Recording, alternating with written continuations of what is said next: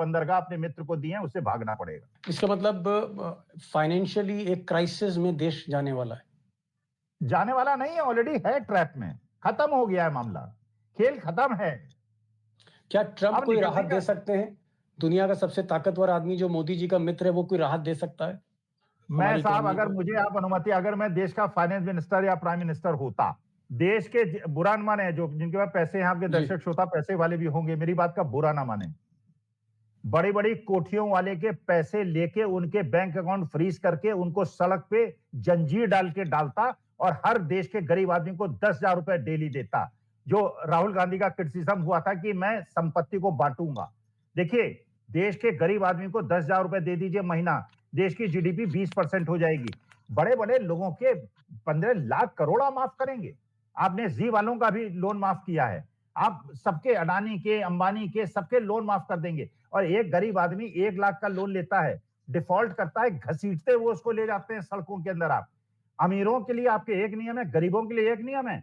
जिस दिन इस देश के अंदर गरीबों को सुविधाएं मिलने लगी और गरीबों के हाथ में पैसा आ गया, मेरे देश को कोई डिफीट नहीं कर पाएगा। ये कंजम्पशन इकोनॉमी है और आपने देश की 80% जनसंख्या के हाथ से परचेजिंग पावर छीन ली है और अमीरों को सब कुछ सौंप दिया है।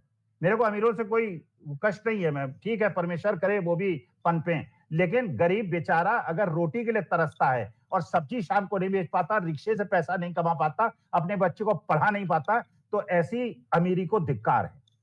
जी, चलिए, क्राइसिस में जा सकता है। अरुण जी, ये बताइए, महंगाई और आ गई, प्रोफेसर साहब, रुपए का क्या होगा? मैंने पहले एक बात बताई थी, दोबारा बता देता हूं, जितना रुपया गिरेगा उतना फॉरेन इंस्टीट्यूशन बेचेंगे और जितना फॉरेन इंस्टीट्यूशन बेचेंगे उतना रुपया गिरेगा। तो रुपया तो गिरता रहेगा और फॉरेन इंस्टीट्यूशन इसलिए बेचते रहेंगे कि अगर उनको यहां 25% का भी रिटर्न मिला इंडिया में और 25% हमारा रुपया कमजोर हो गया तो उनको 0 का रिटर्न मिलेगा।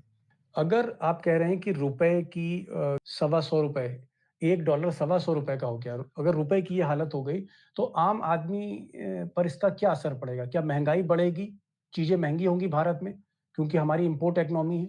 अरे आप ये समझ लिए दीपक जी, जो श्रीलंका में हुआ था उससे दुगनी बुरी स्थिति हो जाएगी।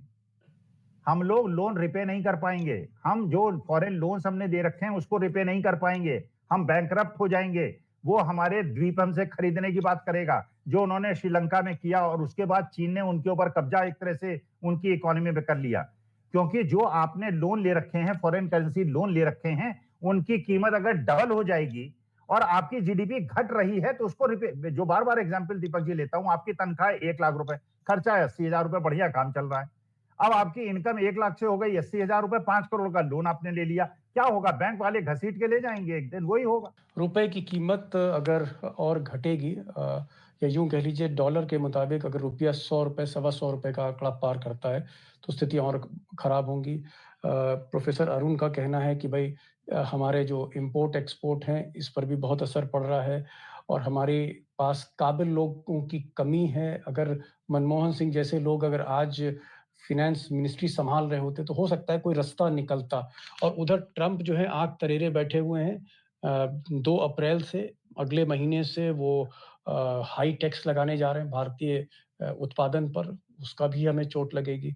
शेयर मार्केट के अंदर घपले हैं, वहाँ पर हर्षद मेहता छोटे-छोटे हर मोड़ पे बैठे हुए हैं, वो भी घपला कर रहे हैं। तो कुल मिलाकर स्थिति अच्छी नहीं है और जो आम आदमी है उसने लालच में कहीं न कहीं अपनी ज़मीन बेच दी, किसी ने जेवर बेच दिया और शेयर मार्केट में पैसा लगा लिया। आज लोकल लोगों के पास पैसा नहीं है, यानी लोकल मार्केट में पैसा नहीं है कि वो शेयर खरीद सके।